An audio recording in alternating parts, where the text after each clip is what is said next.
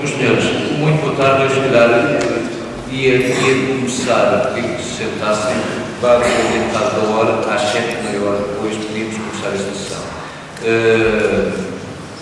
Eu começaria por passar a palavra ao Dr. Fernando Negrão, que tem a incumbência de fazer a apresentação deste livro, e, portanto, cumprindo o calendário, dou a palavra aqui ao Dr. Fernando Negrão.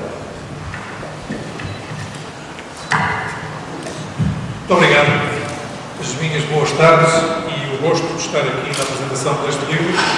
Em primeiro lugar, a razão principal deste gosto é porque o livro é sobre polícias. Tem como títulos Polícias à Portuguesa. E desta forma começa por saudar todos os polícias portugueses, porque, ao contrário daquilo que é a percepção de muita gente, inclusive muitos polícias, há sempre uma ideia de que há um partido ou um preconceito da população relativamente aos polícias e a sua atuação. Mas isso não é verdade. Os portugueses têm uma enorme consideração do trabalho dos polícias, compreendem as dificuldades do trabalho das polícias em Portugal, dos seus membros das forças de segurança, e têm apreço e consideração por cada um.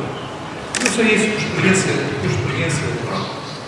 E por isso passo também a cumprimentar os autores deste livro, o Mário Pontemélias, o Fernando Pontemélias, e dizer do quão importante tem sido o trabalho deles em prol do conhecimento das polícias. Publicaram o primeiro livro, escreveram e publicaram o primeiro livro, que tinha uma focagem na PSP, essencialmente, que nos dava a conhecer muitos dos problemas que a PSP passava.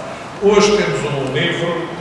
Hoje temos um segundo livro, e este segundo livro é mais abrangente porque se alarga à Guarda Nacional Republicana, à Polícia Judiciária, e é um livro, não direi dramático, mas é um livro que nos dá a conhecer os medos, os dramas e a morte das polícias. É um livro duro, é um livro de uma enorme franqueza, mas é um livro que vai direto ao coração das polícias portuguesas. E é bom que se saiba isso, é bom e é importante o conhecimento de cada um de nós dessa realidade, uma vez que é com os dramas, é com a morte, é com as dificuldades que as polícias todos os dias no terreno lidam para resolver os nossos problemas e deixarmos que vivamos sem parte dessa preocupação e vivamos em paz relativamente à segurança dos nossos bens e à nossa segurança física.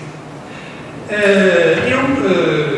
que diz respeito ao livro, li-o, obviamente, e li-o numa assentada, que é um livro que se lê muito bem, porque é um conjunto de testemunhos muito interessantes, testemunhos pessoais sobre a vida da polícia, e destacava aqui alguns deles.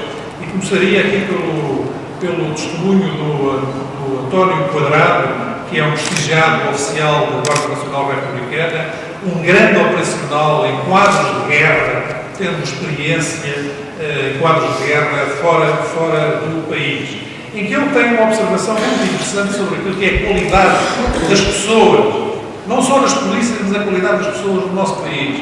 Nós temos um pouco aquele tique de dizer mal de nós próprios, aquele tique de dizer que nós, enfim, nunca chegamos ao patamar da qualidade ou da excelência, mas o oficial António Quadrado dá-nos aqui, na página 33 do livro, aquilo que é a sua opinião, é também a minha opinião, mas eu vou ler as palavras dele. Ele diz, peço-vos desculpa, não é aqui.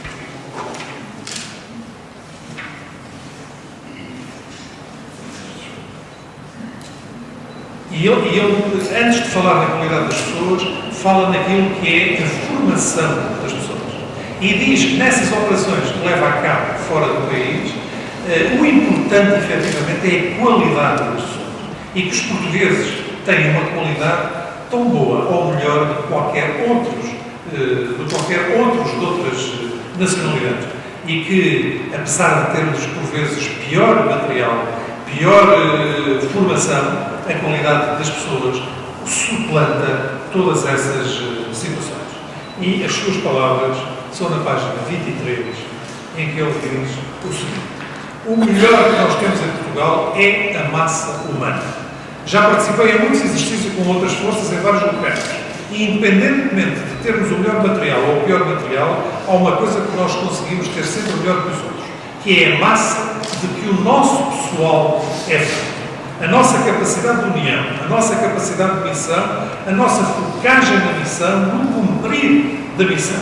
Esse é um dos fatores de sucesso. Hoje em dia, quanto ao material humano, há muitas forças, ao nível europeu ou mundial, com as características das nossas.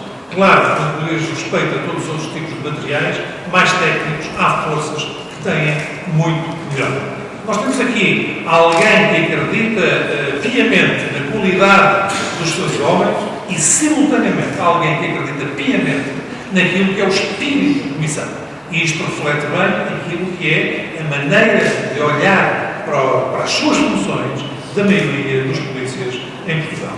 Depois, obviamente, também nos explica aqui, também com algum caráter de novidade, aquilo que são os riscos e a dureza destas ações levadas a cabo em quadro de guerra por forças de segurança nacionais. E tem a ver com o material. Tem a ver simultaneamente com o uso do material e com os riscos que eles fazem. E diz o nosso oficial António Pereira: nós compramos uns coletes mais ranhosos para ir para o Iraque. Aqueles coletes para meter os carregadores, para carregar material, e fizemos testes em Portugal na carreira de tiro. Tira carregador, mete carregador, tira a arma, mete a arma, e correu tudo muito bem. Mas na operação no Iraque, a cada carregador que tirei, rasguei o colete. Só me apercebi que o tinha rasgado quando cheguei à unidade. Já tentei, na carreira de tiro, puxar aquela porcaria e aquilo não rasga. Como é que lá consegui rasgar 4 vezes o colete? Isto dá-nos a dimensão do que é o cenário de guerra e da diferença daquilo que é o treino, daquilo que é a doutrina, daquilo que é a prática nos campos de tiro da realidade. No campo de tiro onde treinava, nunca conseguiu rasgar o colete. Nunca rasgou o colete.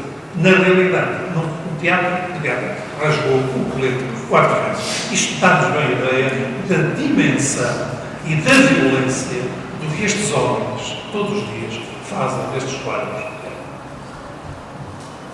Um outro exemplo interessante tem a ver com as munições, em que ele diz: nós estávamos habituados até essa altura a contar as munições. Era uma das coisas que sempre martelávamos o pessoal nos cursos e nas formações para sabermos quando temos de trocar o carregador. No Iraque, naquela situação, só troquei o carregador quando estava a disparar contra eles. Eu carregava o gatilho e não saía nada. As vezes que eu troquei de carregador, nessa e noutras situações lá do Iraque, foram só quando as munições acabaram. Nunca consegui contar as munições. E nem acredito que alguém consiga, numa situação daquelas, contar as munições. Eu não consigo. Só estando no limite é que se pode dizer isto funciona ou isto não funciona. Ou seja, nós precisamos de dar formação às nossas mulheres e às nossas homens e aos nossos homens que nos defendem nas forças de segurança. Precisamos de dar formação aos nossos polícias, aos nossos guardas. Mas, mais importante, é que eles tenham a oportunidade de exercitar a formação que tiveram nos respectivos quadros, seja eles de segurança interna, seja eles de segurança externa. E aqui está um bom exemplo também daquilo que é a diferença entre uma coisa e outra. E daquilo que, na realidade, se pode trazer para a área da formação pelos próprios agentes ou pelos próprios guardas que passam por estas situações.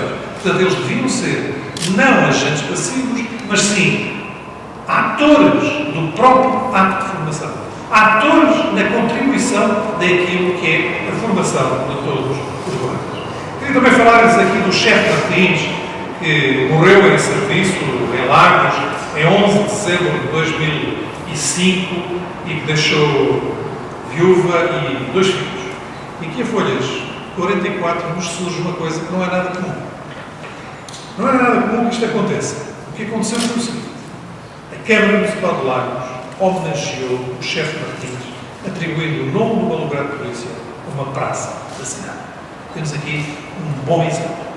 Um exemplo daquilo que a comunidade devia ter em consideração no que diz respeito ao trabalho, ao sacrifício e até à morte, até pôr em causa a própria vida. riscos de vida que os polícias passam. E a Câmara de Lagos fez isso, reconheceu esse valor. Mas, infelizmente, isto é uma gota d'água. É um pequeno, não direi que único, mas deve-se contar pelos dedos de uma mão, os exemplos como este da quebra de Lagos relativamente ao chefe Martins. Temos o caso do agente principal da PSP, Irineu Diniz, que na Amadora, no bairro Cova da Moura, foi atingido brutalmente por vários disparos.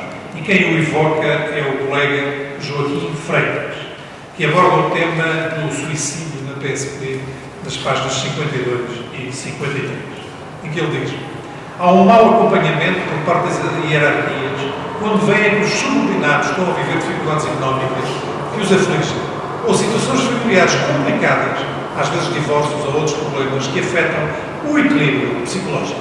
Outras vezes estas situações não são detectadas a tempo. Por vezes há um medo de falar com as altas hierarquias, com receio de que possa haver uma decisão de afastamento do serviço. Isto também leva a que muitos recusem o acompanhamento psicológico, com o mesmo receio de prejudicar a imagem que têm junto dessas hierarquias.